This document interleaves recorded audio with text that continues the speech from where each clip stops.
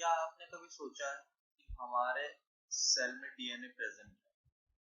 यानी हमारे सेल में जो जेनेटिक मटेरियल है वो क्या है? डीएनए है। और हमारा सेल इतना छोटा है इवन कि हम अपने उसे नेकेड आई से देख नहीं सकते, हमें जरूरत पड़ती है माइक्रोस्कोप की। लेकिन उस छोटे से सेल में 2.2 मीटर लेंथ का डीएनए प्रेजेंट है। या राइट, 2.2 मीटर लेंथ का डीएनए प्रेजेंट है और वो फंक्शन भी कर रहा है। क्या आपने कभी इमेजिन किया कि कैसे पॉसिबल हुआ? Well no. तो आज हम इस मैजिकल प्रोसेस के बारे में इस वीडियो में जानेंगे, समझेंगे। बिना किसी देरी के let's get into our topic. तो हाय, मेरा नाम है दिव्यराज कुशवाहा। आज हम जानेंगे डीएनए पैकेजिंग के बारे में कि एक 2.2 मीटर का डीएनए आखिरकार इतने छोटे से सेल में कैसे फिट है और वो फंक्शन कैसे कर रहा है। जैसा कि हम सभी जानते हैं कि हमारे सेल में, अगर मैं इसे लूं, ये हमारा सेल है, तो उसके न्यूक्लियस में हमारा क्या है? जेनेटिक मटेरियल है, राइट। और वो जेनेटिक मटेरियल कौन सा है? वो जेनेटिक मटेरियल कौन सा? वो जेनेटिक मटेरियल है डीएनए, राइट। और वो डीएनए क्रोमेटिन के फॉर्म में हमारे सेल में प्रेजेंट है जब सेल रेस्टिंग फेज पर है। जब सेल एम फेज पे आता है, डिवीजन फेज पे आता है, तब वो कंडेंस होता है, क्रोमेटिन कंडेंस होकर क्रोमोसोम बनाता है। फिर वो अनकंडेंस हो जाता है और फिर दो सेल में डिवाइड हो जाता है। तो आइए जानते हैं कि ये डीएनए आखिर कंडेंस अनकंडेंस कैसे हो रहा है। तो चलते हैं नेक्स्ट स्लाइड पे। अब डीएनए पैकेजिंग के लिए हमें कुछ प्रोटीन्स की रिक्वायरमेंट होती है। दो तरीके की प्रोटीन्स चाहिए होती हैं डीएनए पैकेजिंग के लिए। पहली प्रोटीन है हिस्टोन प्रोटीन और दूसरी प्रोटीन है नॉन हिस्टोन प्रोटीन। जो नॉन हिस्टोन प्रोटीन है वो सारी प्रोटीन्स हैं जो क्रोमेटिन के अंदर पाई जाती है। मतलब एक न्यूक्लियस के अंदर क्रोमेटिन प्रेजेंट होता है, क्रोमेटिन से लगी हुई होती है वो सारी प्रोटीन, लेकिन वो हिस्टोन प्रोटीन नहीं होती। वो सारी प्रोटीन हिस्टोन्स के अलावा वो सारी प्रोटीन्स नॉन हिस्टोन प्रोटीन कहलाएंगी जो न्यूक्लियस के अंदर क्रोमेटिन पे फाउंड होती है, राइट। वहीं पे अगर मैं हिस्टोन प्रोटीन की बात करूं तो हिस्टोन प्रोटीन फर्दर दो तरीके के प्रोटीन्स में डिवाइडेड है। पहला है रेप्लिकेशन डिपेंडेंट हिस्टोन प्रोटीन, यानी वो हिस्टोन प्रोटीन्स जिन्हें रेप्लिकेशन की रिक्वायरमेंट है। रेप्लिकेशन जब होगा तभी वो प्रोटीन्स बनेंगी। और एक वो वैसी प्रोटीन्स है जो रेप्लिकेशन की रिक्वायरमेंट है ही नहीं जिन्हें, यानी वो हिस्टोन प्रोटीन जिन्हें रेप्लिकेशन पे डिपेंडेंट ही नहीं है। ऐसी प्रोटीन्स पूरे सेल साइकिल के थ्रू आउट सेल साइकिल बनती रहती है। जैसे G1 में बन जाएंगी, G2 में बन जाएंगी, राइट। और ये हिस्टोन प्रोटीन जिन्हें रेप्लिकेशन की रिक्वायरमेंट होती है या डिपेंडेंट होती है, तो वो एस फेज में सिंथेसाइज होती है। जैसे कि हिस्टोन प्रोटीन्स सिंथेसाइज इन एस फेज, राइट। और कौन कौन से हिस्टोन प्रोटीन्स हैं जैसा कि आप इस डायग्राम में देख सकते हैं, H2A, H2B, H3, H4, H1, सारी क्या है? ये पांचों हिस्टोन प्रोटीन्स। अगली स्लाइड पे चलते हैं। अब बात करते हैं हिस्टोन प्रोटीन जो रेप्लिकेशन डिपेंडेंट है, जैसे कि H1A, H2B, H2A, H2B, H3, H4 और H1। इनकी खास बात क्या है कि ये लाइसिन और आर्जिनिन रिच होती हैं। इन प्रोटीन्स में सबसे ज्यादा कौन से अमीनो एसिड्स पाए जाएंगे? Lysine and arginine. That's why ये पॉजिटिवली चार्ज्ड होती हैं, राइट। इनमें पॉली ए टेल लैक होता है, इनमें पॉली ए टेल जो सीक्वेंस है वो नहीं होता है। अब खास बात क्या है कि H2A, H2B, H3, H4 ये सारी कंजर्व प्रोटीन्स है, इनमें कोई वेरिएशन नहीं होगा। लेकिन वहीं पे अगर मैं H1 की बात करूं तो वेरिएशन शो करती है फ्रॉम स्पीशीज टू स्पीशीज। अगर मेरे में कोई वेरिएशन है H1 का सब टाइप है, तो आपके अंदर कोई H1 का दूसरा सब टाइप होगा। तो ये कितने तरीके के सब टाइप्स होते हैं आइए जानते हैं। H1 की ये मैंने कुछ सब टाइप्स दिखा रखे हैं इधर, जैसे H1 A B C D E और H1D और H100। H1 A से लेकर E तक है, A से लेकर E तक वो सोमैटिक सेल स्पेसिफिक सब टाइप है, यानी ऐसा सब टाइप है H1 का जो सोमैटिक सेल स्पेसिफिक है, यानी ये सोमैटिक सेल में बनेगा, जहां जहां सोमैटिक सेल्स होंगे वहां वहां ऐसे सब टाइप्स बनेंगे H1 के। लेकिन जहां जर्म सेल्स होंगे वहां पे सब टाइप कैसा हुआ, H1 नॉट टाइप का होगा। अब यहाँ पे मैंने H5 एक प्रोटीन दिखा रखा है, वो आइसोफॉर्म है H1 का, फाउंड इन एवियन एरिथ्रोसाइट। आगे बात करते हैं। अब बात करते हैं वो हिस्टोन प्रोटीन्स की जिन्हें रेप्लिकेशन की, जो रेप्लिकेशन की डिपेंड ही नहीं करते, वो हिस्टोन प्रोटीन्स जो रेप्लिकेशन इंडिपेंडेंट। ये पूरे अभी मैंने बताया था अभी पिछले स्लाइड्स में कि ये इस तरीके के हिस्टोन प्रोटीन पूरे सेल साइकिल के थ्रू आउट बनते रहते हैं और इनमें पॉली ए टेल प्रेजेंट होता है, जैसे कि H3.3 और SNPA। H3.3 डिपॉजिट होता है क्रोमैटिन के ऊपर throughout the cell cycle, यानी जब तक सेल साइकिल चल रही है ये डिपॉजिट होता रहेगा होता रहेगा होता रहेगा क्रोमैटिन के ऊपर। वहीं पे SNPA क्या है, ये प्रोटीन है जो एसोसिएटेड है न्यूक्लियोसोम से, ठीक है, इससे एसोसिएटेड है न्यूक्लियोसोम से। SNPA प्रोटीन की खासियत क्या है कि H3 प्रोटीन जो न्यूक्लियोसोम में होता है, ये H3 प्रोटीन उसे क्या करता है, रिप्लेस करता है। न्यूक्लियोसोम में H3 प्रोटीन होता है, उनको रिप्लेस कर देता है SNPA प्रोटीन। और SNPA प्रोटीन क्या है, हिस्टोन प्रोटीन है जो कि रेप्लिकेशन इंडिपेंडेंट प्रोटीन है, ठीक है। आगे चलते हैं। ये हिस्टोन प्रोटीन्स है, ये वो हिस्टोन प्रोटीन्स हैं जो रेप्लिकेशन डिपेंडेंट है, अभी हमने पीछे पढ़ा। तो जैसा कि मैंने बताया था कि वो लाइसिन और आर्जिनिन रिच है, तो यहाँ पे मैंने दिखाने की कोशिश की है कि कौन कितना रिच है किस। H1 है वो लाइसिन रिच है, यानी उसमें सबसे ज्यादा लाइसिन अमीनो एसिड पाया जाएगा। है सारे सारे बेसिक ही। H2A जो हिस्टोन प्रोटीन है वो, और H2B ये दोनों लाइसिन रिच है लेकिन कम लाइसिन रिच है, तब भी ये पॉजिटिव चार्ज इनमें पाया जाएगा, तब ये बेसिक ही अमीनो एसिड। H3 और H4 दोनों में आर्जिनिन रिच है, आर्जिनिन अमीनो एसिड पाया जाता है इसलिए वो आर्जिनिन रिच है। अब बात करते हैं नेक्स्ट स्लाइड पे। अब डीएनए पैकेजिंग के लिए कुछ प्रोटीन्स की रिक्वायरमेंट है और उन प्रोटीन्स का ऑर्गेनाइजेशन होना बहुत जरूरी है। उन प्रोटीन्स का खुद का बनना जरूरी है, ऑर्गेनाइज होना चाहिए, तब जाके क्या करेंगे, डीएनए को रैप करेंगे अपने ऊपर और रैप करके और कंडेंस बनाएंगे, कंडेंस करके पैक करेंगे। तो जैसा कि हम देख सकते हैं ये हिस्टोन प्रोटीन है व्हाइट कलर, और अभी मैंने बता दिया कि कौन कौन से हिस्टोन प्रोटीन होते हैं, H2A, H2B, H3, H4, और रेड कलर में जो है वो डीएनए इसके ऊपर रैप है। इतने से पार्ट को हमने क्या बोल दिया, न्यूक्लियोसोम, जो कि pads on leaf string like appearance देता है क्रोमैटिन को।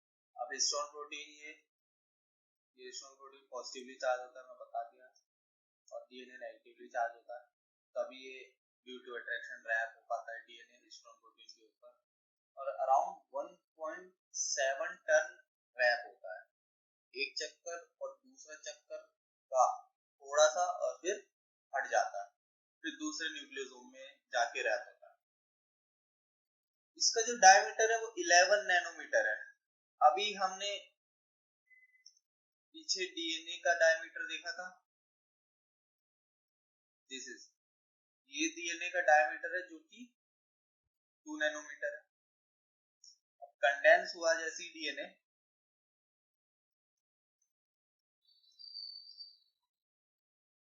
11 नैनोमीटर हो गया, 2 नैनोमीटर पहले कितना छोटा था, अब थोड़ा सा ज्यादा बड़ा हो गया, मतलब थोड़ा सा ज्यादा कंडेंस हो गया तो ज्यादा बड़ा हो गया, थोड़ा 11 नैनोमीटर हो गया।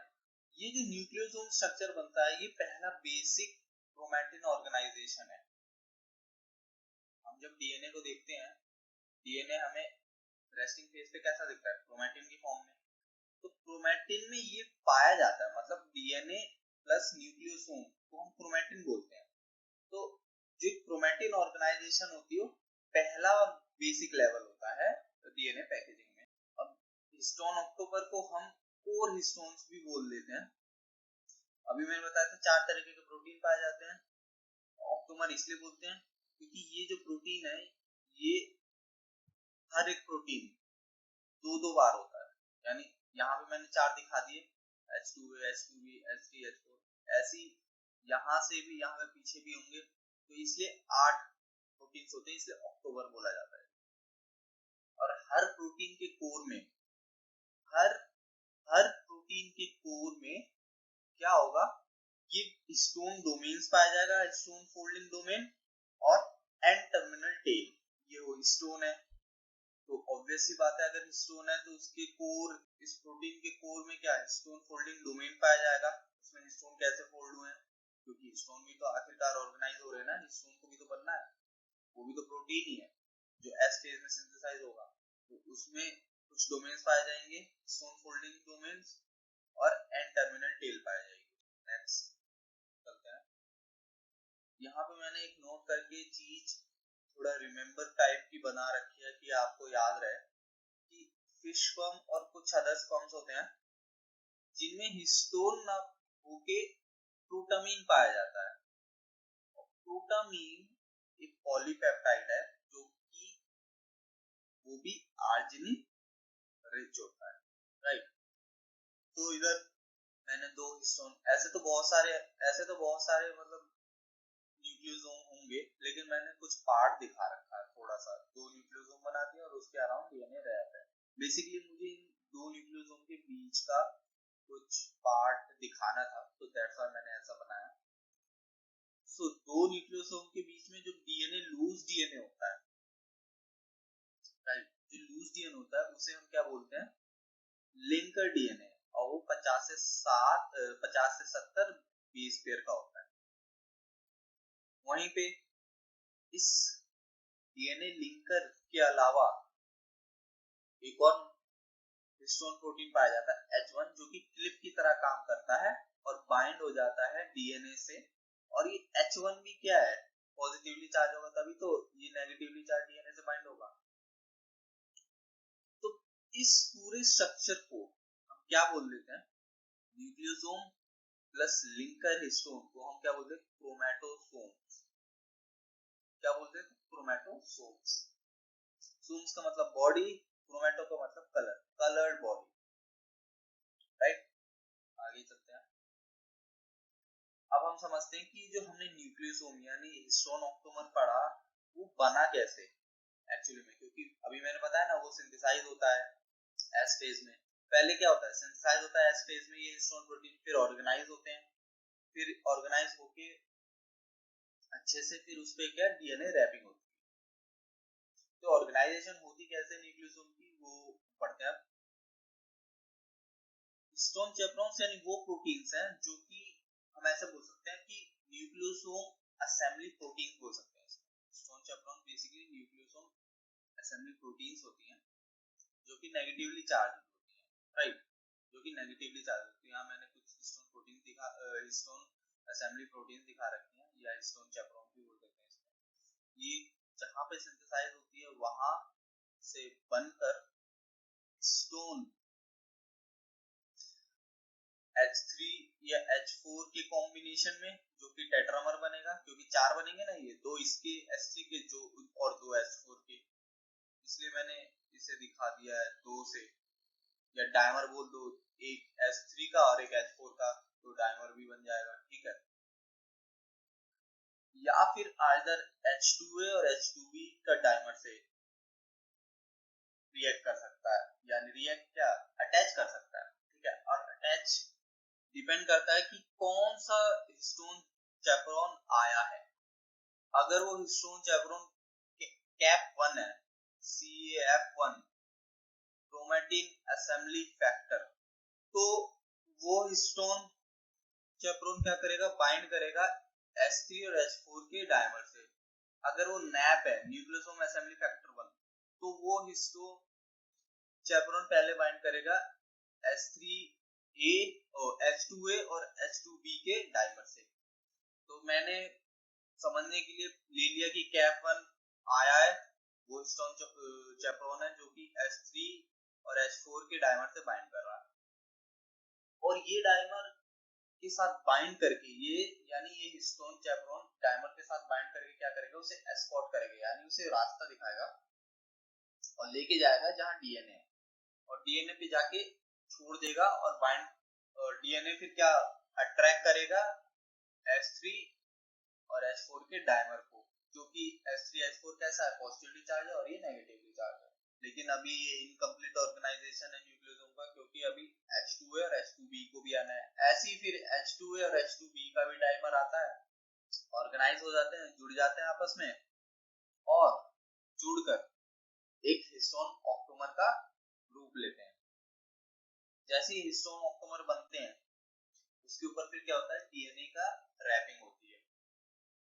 तो ये डीएनए रैपिंग जो भी मैंने बताई थी leads to the formation of nucleosome, जो कि एक फर्स्ट लेवल ऑफ पैकेजिंग है। मैंने इधर दिखा भी रखा है, 3 न्यूक्लियोसोम बना दिए हैं, उनके ऊपर डीएनए रैप हुआ है, उनमें मोती कैसे लगे हुए होते हैं धागे से। तो ऐसी नहीं अपीयरेंस ऐसी दे रहा है कि ये मोती है, ये धागा है, ये मोती है, ये धागा है, तो इसलिए बोल दिया गया इनको bats on string like appearance. मैंने इधर गलती से लाइक लिख दिया है, ठीक कर देता हूँ।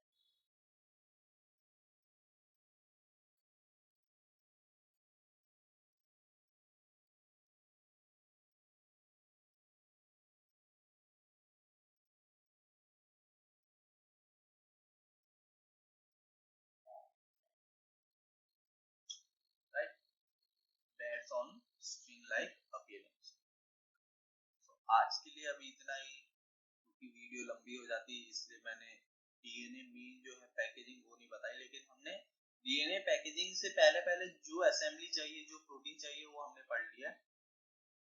अब हमारा रह गया सिर्फ डीएनए पैकेजिंग, वो मैं अगली स्लाइड में आपको पूरा बता दूंगा। टिल देन आपको वीडियो अच्छी लगी, समझ में आया, तो फर्दर इंफॉर्मेशन के लिए, ताकि आपके पास ऐसी अच्छी अच्छी वीडियो आती रहे, आप चैनल को सब्सक्राइब करें, लाइक करें एंड शेयर करें। Till then bye bye.